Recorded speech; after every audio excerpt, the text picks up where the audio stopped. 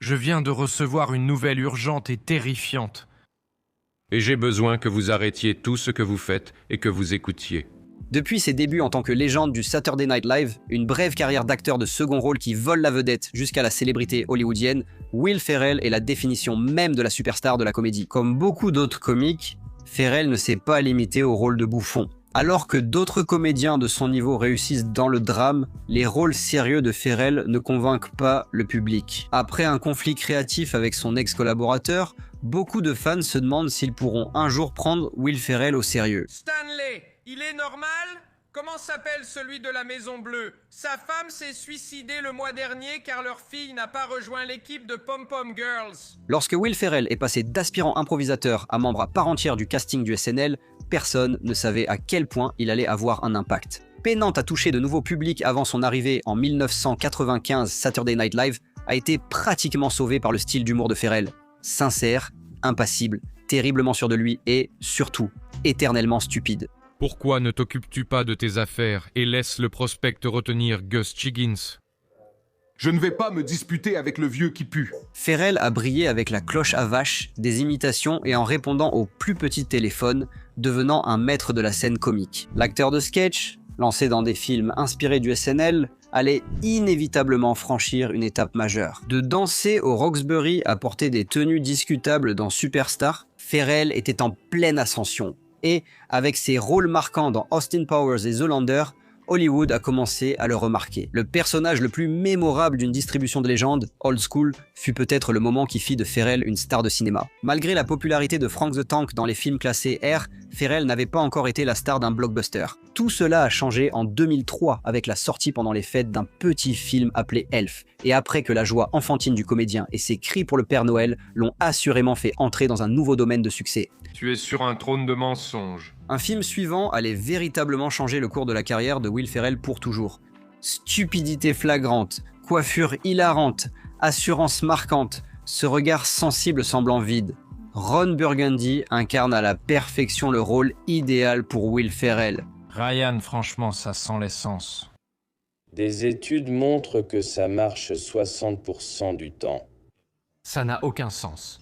Sous son humour absurde, présentateur vedette, la légende de Ron Burgundy cache une satire brillante née d'une grande collaboration comique. Adam McKay, réalisateur et co-scénariste de présentateur vedette, la légende de Ron Burgundy était le pendant de Will Ferrell à plus d'un titre. Comme Ferrell, McKay a débuté comme comédien d'impro, puis rejoint le Saturday Night Live la même année. Espérant jouer lui-même, McKay a finalement été cantonné à l'équipe des scénaristes. Cette déception a finalement profité au jeune comédien. L'année suivante, McKay est devenu scénariste en chef du Saturday Night Live à 28 ans. Ferrell et McKay, devenus célèbres, ont collaboré pour la première fois sur Présentateur vedette. La légende de Ron Burgundy. Le film devait initialement être une catastrophe autour d'une bataille contre des orang-outans tueurs, mais leur scénario a été sauvé par leur ami Paul Thomas Anderson. Les réécritures satiriques de McKay et la performance de Ferrell ont fait de Ron Burgundy un monstre comique.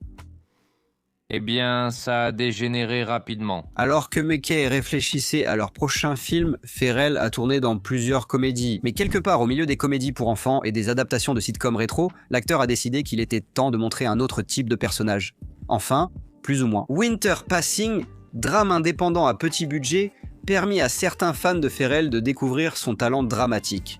En musicien bloqué et sensible, Will Ferrell exprime une réelle tristesse. Dans un choix déterminant pour ses rôles, sa performance brille comme le point le plus lumineux au sein de circonstances autrement misérables. En d'autres termes, même dans un drame, ce gars reste quand même assez drôle. Après Talladega Nights, la légende de Ricky Bobby, certains fans étaient soulagés de revoir Ferrell et McKay ensemble. Un grand succès au box-office pour le duo, Talladega Nights a marqué un retour aux sources pour les deux comédiens.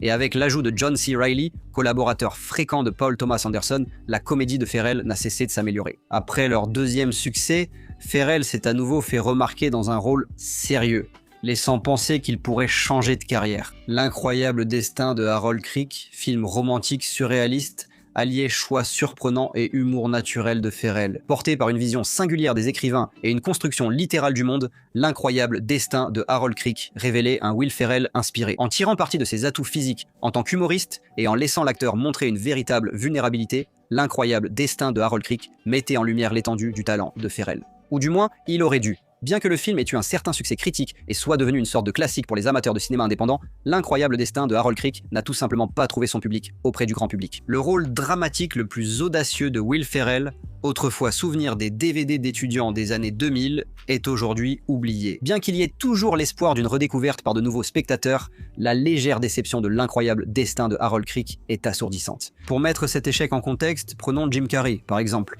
The Truman Show, entreprise sérieuse d'une grande star de la comédie, a rencontré un véritable succès. Aussi surréaliste et centré sur sa star, The Truman Show, nommé aux Oscars, a été un succès au box-office, permettant au public de voir Carrey comme un acteur sérieux. Pour Farrell, Stranger Than Fiction n'a pas permis de tourner la page. Était-ce sa notoriété en tant qu'imbécile parfait, ses attributs physiques, ou simplement l'idée même de Farrell dans une romance ? Il est plus probable que ce soit une combinaison de tout cela. Avec Adam McKay, Ferrell a créé la comédie d'action Smash the Other Guys et le classique Frangins malgré eux. Premier film de Gary Sanchez production, Frangins malgré eux a lancé les comédies atypiques du duo. 1, 2, 3. Velociraptor. Bonne tenue de maison. John Samos.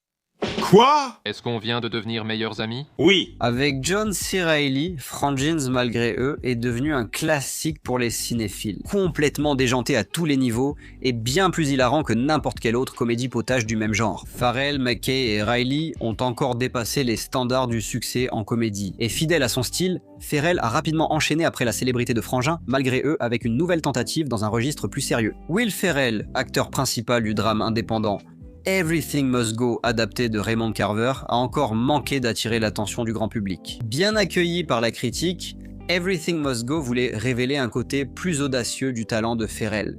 En jouant un homme légèrement vindicatif et colérique, Ferrell a suscité encore plus de comparaisons défavorables. Punch Drunk Love, chef-d'œuvre brutal de Paul Thomas Anderson, a aussitôt changé la carrière d'Adam Sandler. Avec sa performance saisissante et dramatique en tant que romantique désespéré sujet à des accès de colère, Sandler a pu tracer une voie créative que l'on pourrait seulement espérer atteindre. Qu'il fasse d'autres films comme Happy Gilmore ou qu'il tienne la vedette dans des succès critiques comme Uncut Gems, le public est toujours prêt à accepter Sandler sous toutes ses formes. Malheureusement pour les fans de Farrell, la situation était différente. Farrell dominait la comédie et ses films familiaux rencontraient un grand succès au box-office. Même durant ses succès avec les films Lego et les rediffusions de Daddy's Home, l'acteur s'est tourné vers des drames malheureux. Avec des échecs comme Downhill, il devenait sans doute difficile de voir ce qui l'entourait. Quand Adam McKay s'est tourné vers le drame, le public l'a accepté avec enthousiasme. The Big Short et Vice, deux films satiriques à forte connotation politique réalisés par McKay, ont été de véritables mastodontes auprès des critiques. Avec de nombreuses nominations pour les deux films, McKay a gagné l'Oscar du meilleur scénario adapté. Bien que Farrell ait soutenu le succès de son collaborateur, la situation allait bientôt devenir physique. Grand amateur de sport, vedette de nombreuses comédies centrées sur le ballon et attendant juste de jouer son rôle de rêve, personne ne voulait incarner Jerry Buss plus que Will Ferrell. Jerry Buss, excentrique et ex-propriétaire des Los Angeles Lakers, était l'occasion idéale pour Farrell de démontrer son talent. Quand McKay a adapté son histoire en Winning Time, cela paraissait évident. Plus grand que nature, plus extravagant qu'on ne peut l'imaginer, et absolument débordant de cette tristesse vécue. Jerry Buss aurait pu être le rôle dont Farrell avait besoin pour changer de trajectoire. Son partenaire Adam McKay n'était malheureusement pas d'accord. La série devait toujours être hyper réaliste, rappelle McKay.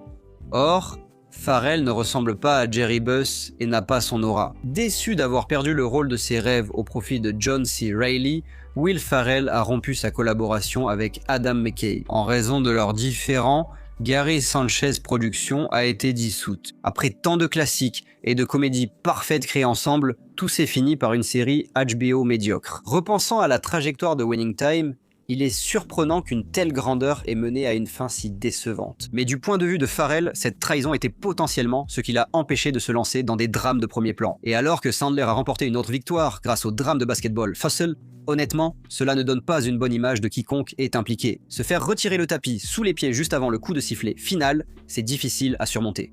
Et malheureusement, il ne semble pas que l'acteur soit prêt à retourner sur le terrain. Que ce soit à cause de tensions entre frères perdus ou d'une industrie qui s'éloigne des comédies de studio, Farrell n'a pas encore réussi à vraiment se libérer de sa situation professionnelle actuelle. Entre caméos dans des blockbusters, un documentaire émouvant et l'échec de The Shrink Next Door, Will Ferrell semble toujours partagé entre deux mondes. Parfois, même les plus grandes stars de la comédie touchent le fond. Malgré tous les succès dramatiques de Jim Carrey, il y a aussi des échecs complets, comme The Number 23. Même Sandman peut provoquer des catastrophes dignes de The Cobbler. Lorsque la balle n'est plus dans votre camp, le public attend plus qu'une présence dans des films à succès. Si Farrell joue intelligemment et évite tout de suite de Holmes et Watson, nous pourrions bien découvrir une toute nouvelle facette de sa carrière. Avec le bon réalisateur, ou osons le dire, une réunion très importante, Will Ferrell a l'occasion parfaite de vraiment nous surprendre.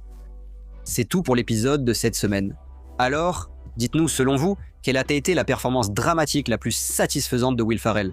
Faites-le nous savoir dans les commentaires ci-dessous. N'oubliez pas d'aimer la vidéo et de vous abonner pour suivre nos vidéos nostalgiques.